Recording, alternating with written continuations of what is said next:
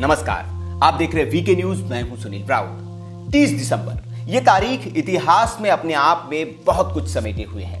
1975 में गोल्फ के महानतम खिलाड़ियों में शुमार टाइगर वुड्स का अमेरिका के कैलिफोर्निया में इसी दिन जन्म हुआ था।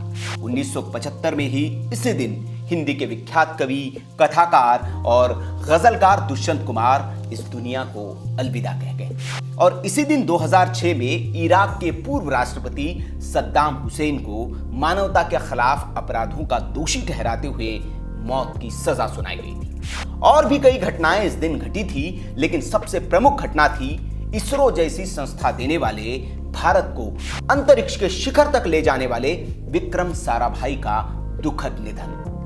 विक्रम साराभाई भारत का वो महान वैज्ञानिक जिसने भारत के अंतरिक्ष प्रोग्राम की नींव रखी।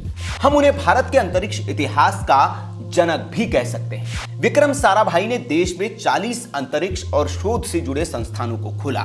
विक्रम साराभाई ने 86 वैज्ञानिक शोध पत्र भी लिखे। उन्होंने इसरो जैसे अहम संस्थान को खड़ा करने में सबसे बड़ा योगदान दिया। साथ ही IIM अहमदाबाद भी उन्हीं की देन है।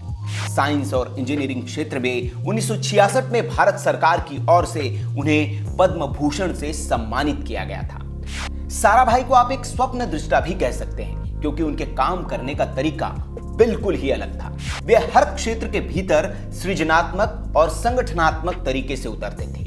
उनके जीवन का सबसे अहम काम था देश के एटॉमिक एनर्जी के काम को नई दिशा देना। दरअसल डॉक्टर होमी जहांगीर भाभा की 1966 में मृत्यु के बाद डॉक्टर साराभाई ने जब परमाणु ऊर्जा आयोग के अध्यक्ष का कार्यभार संभाला तो उन्होंने इसे एक नई दिशा दी। इसे समाज के बीच व्यावहारिक स्तर पर ले आए। उन्होंने विज्ञान प्रौद्योगिकी का प्रयोग करते हुए संचार, मौसम संबंधी भविष्यवाणी और प्राकृतिक संसाधनों के लिए शोध का शानदार काम किया।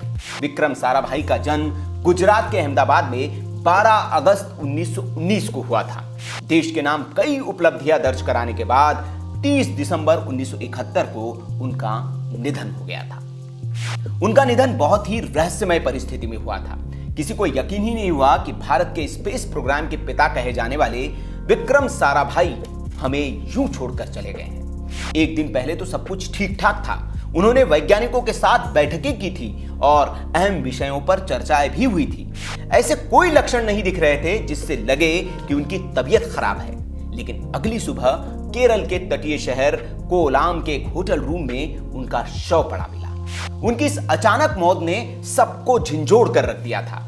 तो क्या विक्रम साराभाई की मौत के पीछे कोई साजिश थी? किसी ने उनका कत्ल किया था? इन सवालों का जवाब न किसी ने ढूंढने की कोशिश की, न तत्कालीन इंदिरा सरकार ने इसे गंभीरता से लिया। शक इसलिए भी होता है क्योंकि इतने महान वैज्ञानिक का अंतिम संस्कार ऑटोप्सी यानी कि पोस्टमार्टम कराए बगैर ही करा दिया गया था। मौत संदिग्ध परिस्थितियों में हुई थी, तो पोस्टमार्टम तो होना ही चाहिए था। लेकिन ऐसा क्या था जिसके सामने आने का डर था और इसलिए आनन फानन में उनका अंतिम संस्कार कर दिया गया।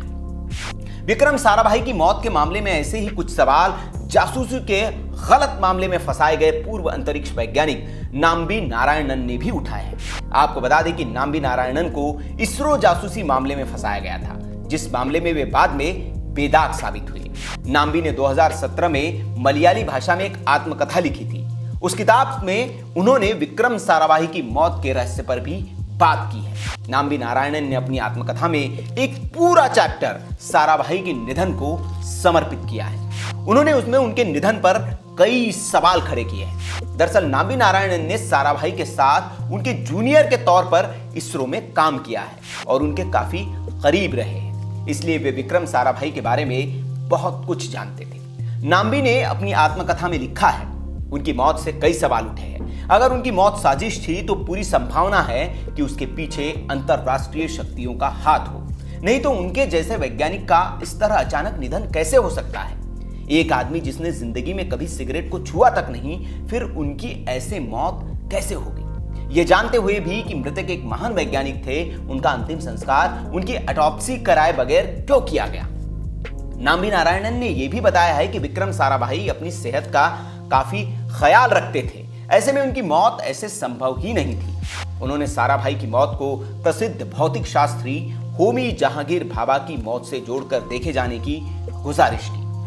आपको बता दें कि होमी जहांगीर भाभा 1966 में एक विमान दुर्घटना का शिकार हो गए थे, जिसमें उनका निधन हो गया था। उनकी मौत के पीछे CIA का हाथ बताया जाता है। इसका खुलासा खुद CIA के अफसर रॉबर्ट क्रॉली ने किया था।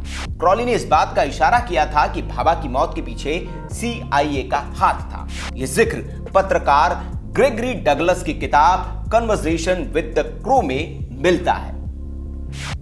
इस किताब में क्रॉली के हवाले से लिखा है कि 1965 में भारत पाकिस्तान के युद्ध में भारत की जीत से अमेरिका बेचैन हो गया। भारत को एक न्यूक्लियर ताकत के तौर पर उभरते देखने से भी अमेरिका की चिंताएं बढ़ गई थी। वैसे जहांगीर भाभा के बाद प्रोफेसर विक्रम साराभाई ही थे जिन्होंने भारत के परमाणु कार्यक्रम को अपने हाथ में लिया था और पूर्व राष्ट्रपति डॉक्टर APJ अब्दुल कलाम जैसे हीरे भारत को दिए। साराभाई वो जौहरी थे जिन्होंने कलाम को न सिर्फ पहचाना बल्कि तराश कर इस देश के खजाने का अहम हिस्सा बनाया। लेकिन वे बेवक्त इस देश को छोड़कर चले गए।